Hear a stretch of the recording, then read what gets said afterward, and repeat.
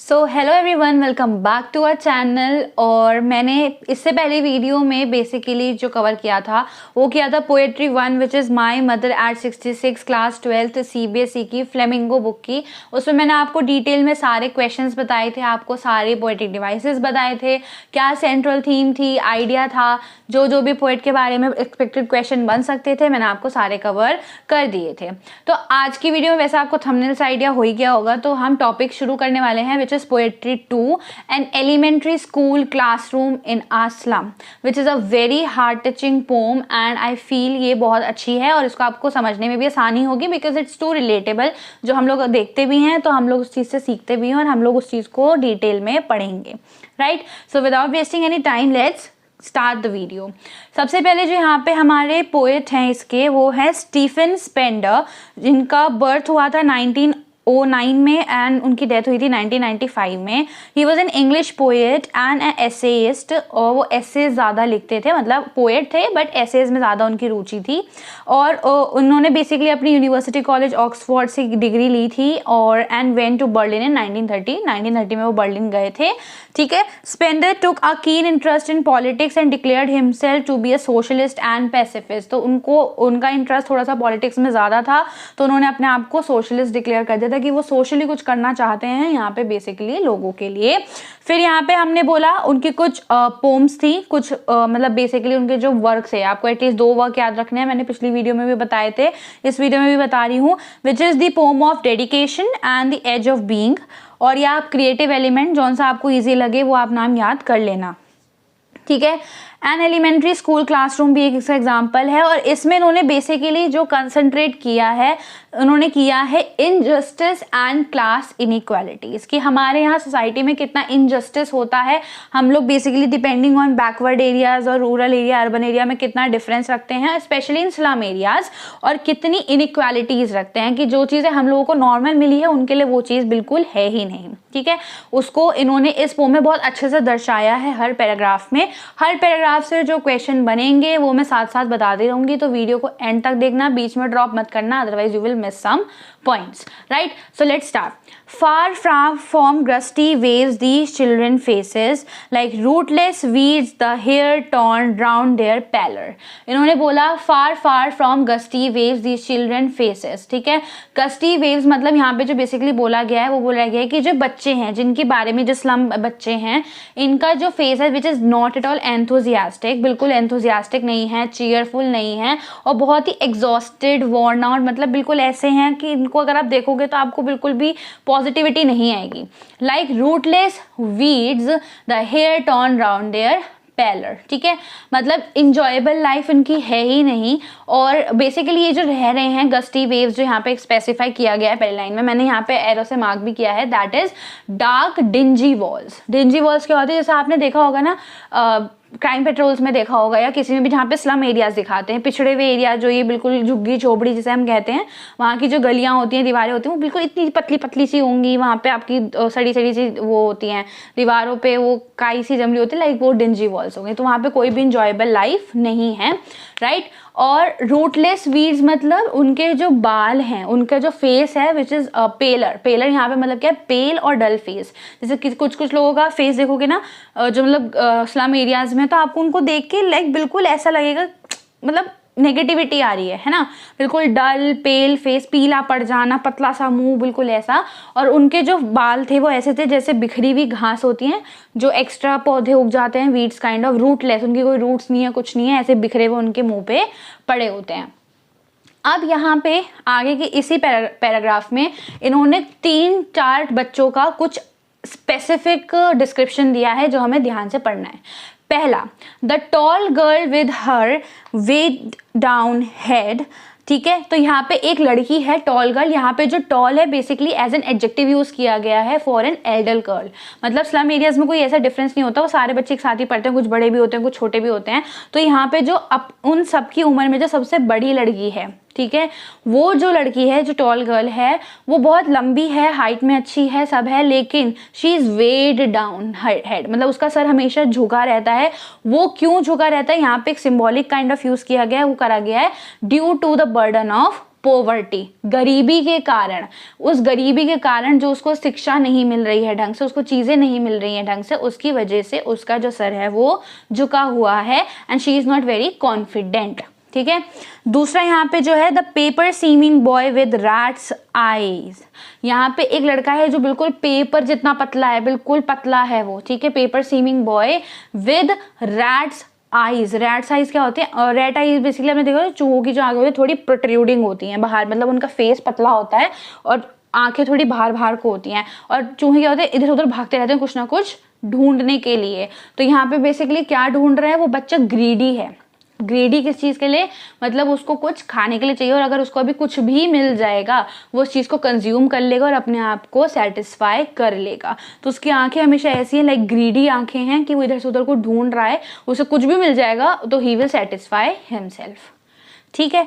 फिर है यहाँ पे हमारा stunted unlucky heir of twisted bones reciting a father's gnarled disease. ठीक है। और एक यहाँ पे जो तीसरा बच्चा है जिसके बारे में डिस्क्रिप्शन दिया गया है स्टंटेड अनलकी हेयर। ठीक है। एक स्टंटेड अनलकी हेयर का यहाँ पे जो बेसिकली मतलब हो रहा है not fully grown due to malnutrition, मतलब कोई एक ऐसा बच्चा जिसको ढंग से न्यूट्रिशन नहीं मिला तो वो बिल्कुल पतला दुबला भी, मतलब ऐसा बच्चा बिल्कुल भी बेकार, जैसे हम कहते हैं वो फुल्ली ग्रोन नहीं हुआ है, मतलब वो अपने साथ वालों का ही है बट उतना साथ ग्रोन लगता नहीं है। जैसे हम देखो ना बहुत लोग होते हैं जिनको ढंग से खाना पीना नहीं मिल रहा, ऑल्दो वो होंगे 14-15 साल के लेकिन आपको लगेंगे वो 6-7 साल के, क्योंकि उनकी ग्रोथ ढंग से नहीं हुई है। तो ये बच्चा है जिसका माल न्यूट्रिशन की वजह से, माल न्यूट्रिशन मतलब न्यूट्रिशन ढंग से नहीं मिला है, कुपोषण जिसे हम हिंदी में शायद कुपोषण कहते हैं। ठीक है।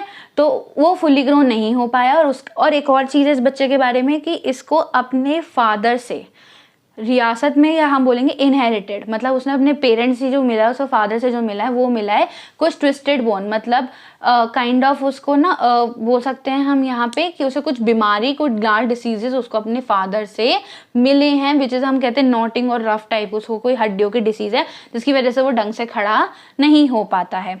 ठीक है। फिर यहाँ पे इनका बोला गया his lesson from his desk, और मतलब जैसे और बच्चे वहाँ पे खड़े होकर जवाब देते हैं या सीखते हैं चीज़ें, ये जो बच्चा है ये अपनी डेस्क पे ही बैठा रहता है और उस डेस्क के ही सहारे अपने जवाब देता है, अपनी चीज़ों को समझता है। ठीक है। तो यहाँ पे हमने 3 बच्चों की बात करी, एक वो टॉल गर्ल, ठीक है, जिसका बर्डन ऑफ पॉवर्टी और कॉन्फिडेंस नहीं है, उस बहुत लंबी है बट उसका कंधे में सर झुके हुए हैं, सर झुका हुआ है। दूसरा बच्चा जिसकी आंखें टिमिड आइज, मतलब हमने timid eyes looking for some food security, और वो ग्रीडी है, ठीक है, उसकी रैट साइज है। तीसरा बच्चा जिसको अपने फादर से रियासत में बीमारी मिली है और वो माल न्यूट्रिशन से के चक्कर में उसका फुल्ली ग्रोथ नहीं हो पाई है, वो सब प्रॉब्लम उसमें है। मतलब यहाँ पे कहीं ना कहीं उन्होंने उस चिल्ड्रन को डिपिक्ट किया है, उनकी कंडीशंस को दिखाया है, दर्शाया है कि क्या हुआ है। His eyes, अब एक और बच्चा यहाँ पे आया, at the back of the dim class one unnoted sweet and young. ठीक है। जैसे कुछ बैक बेंचर्स काइंड ऑफ बच्चे होते हैं, ऐसे एक बच्चा है छोटी सी जो डिम क्लास, मतलब जो ये अंधेरी सी क्लास है, उनकी क्लास कोई बहुत वेल डेवलप्ड क्लास नहीं होती, बहुत ही छोटे से कमरे में बस क्लास बन गई है, ना ढंग से रोशनी आ रही है ना कुछ है, ये सब चीज़ें। वहाँ पे एक बच्चा है जिसको कोई नोटिस नहीं करता, ठीक है, and he is very sweet and young, बहुत स्वीट है, अच्छा बच्चा है।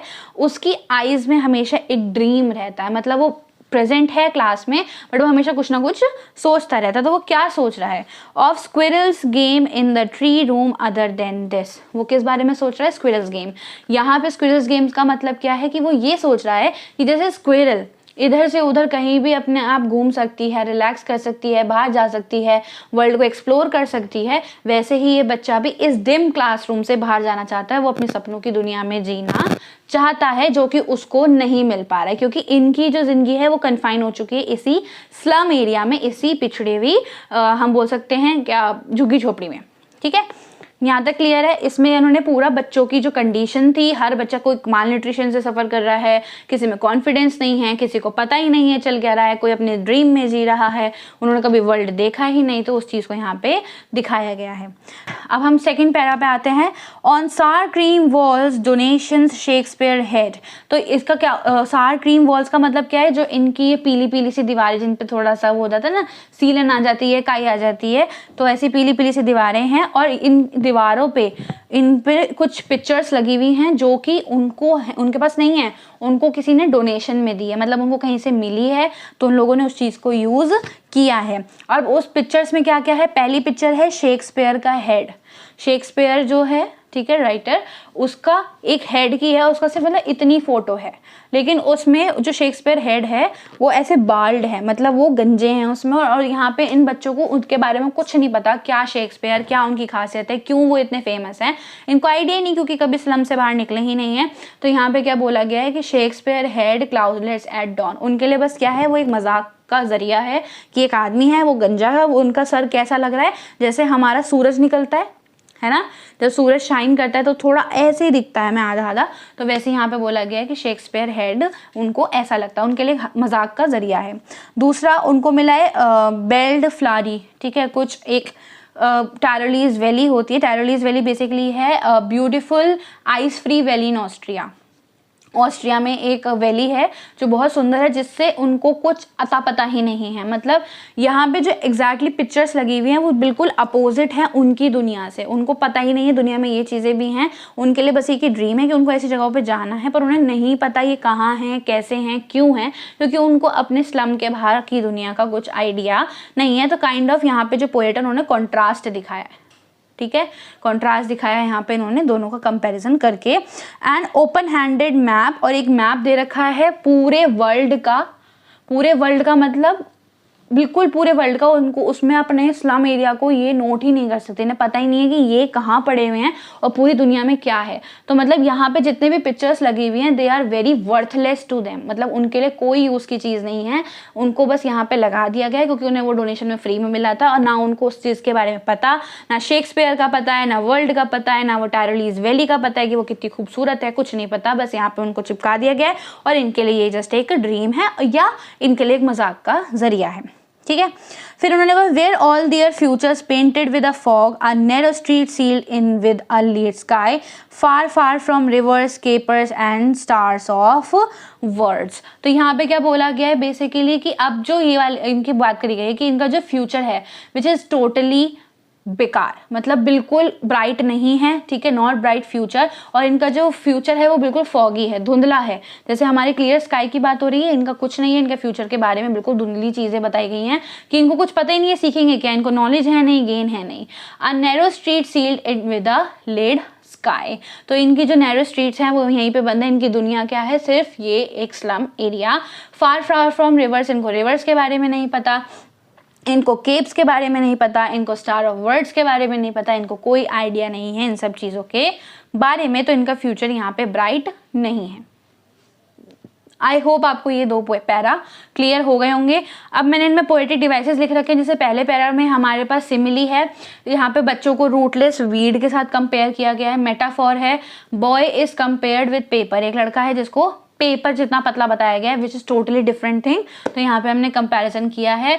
तीसरा है यहाँ पे रिपीटेशन हुआ है, far to stress on the distance, बार बार फार वर्ड इसलिए स्पेसिफाई किया गया है ताकि उनका गैप दिखाया जा सके कि कहाँ हमारी दुनिया है और कहाँ वो जी रहे हैं अपनी इस पिछड़े हुए एरिया में। फिर दूसरे पैराग्राफ में मेटाफोर वॉल्स को डिस्क्राइब किया गया है बिल्कुल सार क्रीम की तरह, ठीक है। और जो बच्चों का फ्यूचर है which is very described as limited, वो बिल्कुल लिमिटेड दिखाया गया है। फिर एसोनेंस रिपीटेशन हुई है एक वॉवल की ई की, और एल्यूजन वेल नोन पर्सन और प्लेस, एक रिपीटेशन किया गया है शेक्सपियर, बेसिकली शेक्सपियर के बारे में यहाँ पे उसका रिपीटेशन किया गया उनको बताने के लिए कि क्या वो सोचते हैं और क्या एक्चुअली में वो चीज़ है। क्लियर है वाला चीज़। अब चलते हैं थर्ड पैरा पे। थर्ड पैरा बोल रहा है हमारे पास surely Shakespeare is wicked, the map a bad example with ships and sun and love tempting them to steal, for lives that slyly turn in their crammed holes from fog to endless night। यहाँ पे इन्होंने बोला है कि जो Shakespeare की जो यहाँ पे इनके लिए क्या है, शेक्सपियर बिल्कुल एक ईवल इंसान होगा, इन्हें नहीं पता उसकी क्या गुडनेस है, क्या चीज़ है, इनके लिए एक मजाक है, इनके लिए ये सब चीज़ें बेकार है क्योंकि इन चीज़ों के बारे में इनको पता ही नहीं है। The map a bad example, obviously जो मैप लगाया गया उससे इनको कोई लॉजिक नहीं है, इनके लिए बिल्कुल मतलब ये रिलेट नहीं कर पा रहे हैं, इनके लिए रिलेटेबल चीज़ वो नहीं है। Right, for life that slightly turn in their crammed below, मतलब यहाँ पे स्लाइली का मतलब क्या, ट्रिकीली, अट्रैक्टिव, परसुएशन, क्रैम्ड मतलब कन्फर्म, जो इनके छोटे छोटे गड्ढे हो रहे हैं, छोटे छोटे टूटी टूटी दीवारें हैं, इनके लिए बस यही इनकी दुनिया बन के रह चुकी है। From fog to endless night, चाहे डे से शुरू करो चाहे नाइट तक आओ, इनके लिए पूरी दुनिया यहीं पे समाप्त हो रही है। On their slag heap these children wear skins peeped through by bones and spectacles of steel. Slag heap, slag का मतलब यहाँ पे स्पेसिफिकली क्या हो गया, जो वीक बात हो रही है, ठीक है, कि इनका शरीर ऐसा है जैसे कपड़ों में से ढांचा झांक रहा हो, जैसे उनका जो स्केलेटन होता है वो ऐसे, इनके कपड़े ऐसे लग रहे हैं इनके ऊपर पहने हुए जैसे इनकी हड्डियां दिख रही हो, मतलब इतने पतले हैं, इतने कमजोर है, इतनी बुरी हालत है इनकी कि इनके कपड़ों में से ऐसा लग रहा है जैसे हड्डियां बाहर आने वाली हो, ठीक है। दूसरी चीज बोलिए, इन्होंने, उनमें से कुछ बच्चे हैं जिन्होंने चश्मे पहने हुए, चश्मे भी स्टील के पहने हुए, मतलब इतने भारी चश्मे, क्योंकि इनके पास कुछ है ही नहीं, और वो जो चश्मे में लेंसेज लगे हुए हैं वो भी रिपेयर्ड, मेंडेड का मतलब यहाँ पे क्या है, रिपेयर्ड लेंसेज, कि वो टूटे टूटे हैं, उन्होंने बस जोड़ जाड़ के उसको काम चला रखा है कि उनको दिख जाए, उनको फैसिलिटी पता ही नहीं है। Like bottle bits on stone, like bottle beds on stone, जैसे भारी भारी पत्थर हो वैसे। So blot their maps with slums as big as doom. तो इन्होंने क्या बोला है, सो ब्लॉट मतलब मार्क विद अ स्पॉट, और यहाँ पे अब जो पोएट चाह रहे हैं कि उनको आइडेंटिफिकेशन मिले, कि उनके उस स्लम एरिया को भी एक ऐसा मैप लगाया जाए जहाँ पे वो एग्जैक्टली उनका स्लम एरिया मार्क्ड हो, कि वो कहाँ रह रहे हैं, कहाँ उनकी दुनिया है, कैसे वो उससे बाहर निकल सकते हैं, उनको बाहर की दुनिया से मतलब क्या बोलते हैं, रूबरू कराया जाए, ठीक है। With slums as big as doom, और जो यहाँ पे जो बेसिकली इनके लिए मैप लगा रखा है, which is totally a disaster, इनका इससे कोई मतलब नहीं है। यहाँ पे मेटाफोर लग रहा है, their homes are very small like holes, उनके जो छोटे छोटे घर हैं वो ऐसे जैसे छोटा सा एक होल हो, कोई एक कमरे में इतने इतने लोग रह रहे हैं। फिर सिमिली है यहाँ पे, दे आर रिपेयर्ड स्पेक्टिकल्स, ठीक है, सिमिली यहाँ पे स्पेक्टिकल्स को यहाँ पे कंपैरिजन किया गया है ये वाला, राइट। फिर है alliteration, alliteration use of F sound यहाँ पे ज्यादा हुआ है, ठीक है। यहाँ तक उन्होंने सिर्फ ये बताया क्या दिक्कतें हैं, क्या प्रॉब्लम है, क्या कॉन्ट्रास्ट है, क्या उनके अपोजिट चीजें दिखाई गई हैं, कि भाई क्या उन पे लगा रखा है और क्या हाँ वो जी रहे हैं। अब जो पोएट यहाँ पे लाएंगे, पोएट यहाँ पे एक्चुअली में सॉल्यूशन ला रहे हैं। Unless governor inspector visitor this map becomes their window and those window that shut upon their lives like catacombs, ठीक है। बेसिकली अगर हम कैटाकॉम्स की बात करें, कैटाकॉम्स हो जाता है जैसे कि फॉर एग्जाम्पल सबटरेनियन कमेंट्री, मतलब जैसे कब्रिस्तान होता है ना, कैटाकॉम्स हो गया कब्रिस्तान काइंड ऑफ, जैसे आप वो देखते हैं ना कि लाशें एकदम लगातार लगी हुई हैं, तो वो कह रहे हैं कि जब तक कोई अथॉरिटी ना आए, कोई गवर्नर इंस्पेक्टर आना चाहिए और इनको उस दुनिया से बाहर लाना चाहिए, और जो इनकी छोटी छोटी विंडोज़ हैं जहाँ से इनको सिर्फ बदबू की चीज़ें, बाहर गंदगी चीज़ें दिखती हैं, वहाँ से इनको एक अच्छी दुनिया दिखाई जाए, और ये विंडो एज अ सोर्स बने जहाँ पे इनको ब्राइट दुनिया दिखाई जाए और वो अपने उस कैटाकॉम्ब से बाहर आ पाए। मतलब वो जो जैसे कब्रिस्तान होता है, जैसे वहाँ पे हम लाशें डाल देते हैं, वो लाशें वहीं की वहीं रह जाती हैं, ऐसे ना जिए अपनी जिंदगी, कुछ नया आए।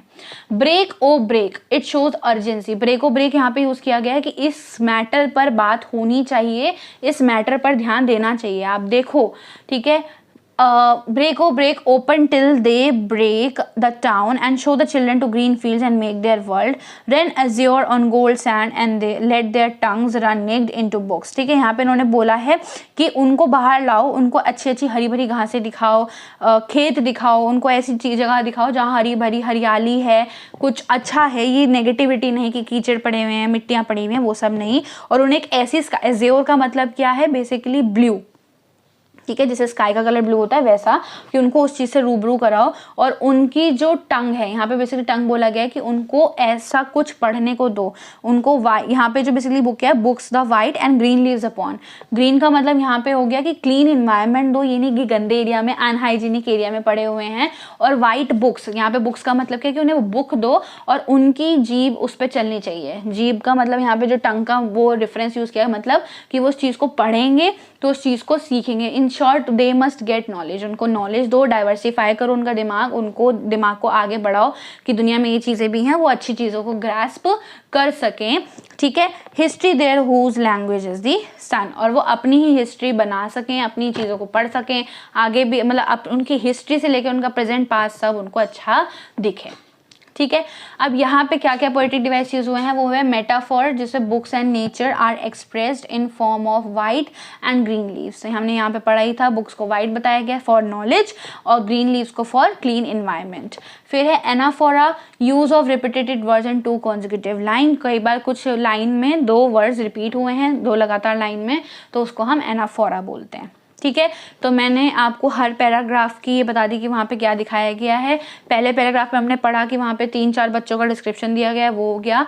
दूसरे पैराग्राफ में आपको 3-4 टाइप की पेंटिंग्स बताई गई हैं और उन पेंटिंग्स का कॉन्ट्रास्ट आपको थर्ड पैराग्राफ में बताया गया है कि वो क्या हैं, कैसे हैं। और फिर उसमें कंडीशंस भी बताई गई हैं कि बच्चों की वहाँ पर स्किन कैसी है, कि टी शर्ट के बाहर, उनके कपड़ों के बाहर हड्डियाँ दिख रही हैं, उनके चश्मे कैसे हैं, कैसी वो हालत में, उनका फ्यूचर बिल्कुल ब्राइट नहीं है। और 4th पैराग्राफ में ये बताया गया है कि उसका हम कैसे सॉल्यूशन निकाल सकते हैं। क्लियर है, आपको मीनिंग पता लग गया, वर्ड मीनिंग्स क्लियर हो गए, और आपको पोएटिक डिवाइसेस साथ साथ मैंने यहाँ पे मार्क कर दिए हैं। नहीं आपको अभी भी आया, वीडियो बैक करके देखो, एक बार फिर से सुन लो, और यहाँ पे पोएटिक डिवाइसेस का आप स्क्रीनशॉट ले लो। अगर आप इतना भी लिख के आते हैं कि वर्ड लिख दिया और वो लाइन मेंशन कर दी, it's more than enough for your answer. ठीक है, पोएट का डिस्क्रिप्शन आपको मिल ही गया है, मैंने स्टार्टिंग में बता दिया। अब जो मेन चीज़ आती है वो आती है थीम। थीम देखो मैंने यहाँ पे लिख रखी है। ठीक है, तो थीम अब ऐसे लिख के आना, थीम क्या है, सोशल, उसको सेंट्रल आइडिया में भी आप लिख सकते हो।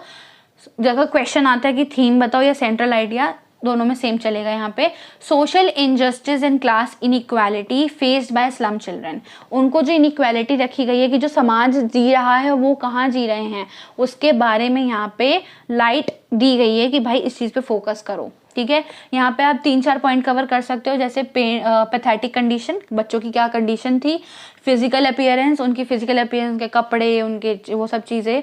ठीक है, इनइक्वालिटी कि उनको बाहर की दुनिया का कुछ पता ही नहीं है, ये जो सब चीज़ें लगा रखी हैं, वर्थलेस है उनके लिए, उनको आइडिया ही नहीं है। कॉन्ट्रास्ट, वही सब चीज़ें। And authority, authority in the sense कि जो लोग इन पे ध्यान दे सकते हैं वो दें, ताकि इनका इम्प्रूवमेंट आगे हो पाए। ठीक है, so this was all the theme, this was all our poem. तो इतना ही पढ़ना है, इसके बाहर ज़्यादा कोई क्वेश्चन नहीं बनेंगे। अगर आपको ये चीज़ें याद रहेंगी, आपके MCQ भी हो जाएंगे और आपका थ्योरी पोर्शन भी हो जाएगा। राइट, तो अगर वीडियो पसंद आई हो तो चैनल को सब्सक्राइब कर लेना। और पहली पोएट्री डल चुकी है, दूसरी पोएट्री मैंने डाल दी है अभी, और तीसरी पोएट्री हम आगे करेंगे। तो ये पोएट्री आपकी सारी डल जाएंगी, पूरी प्लेलिस्ट देख लेना और आपको हेल्प हो जाएगी। So all the best for your board exams, and channel को सब्सक्राइब कर लो क्योंकि आपके लिए ये हेल्पफुल होगा। Thank you.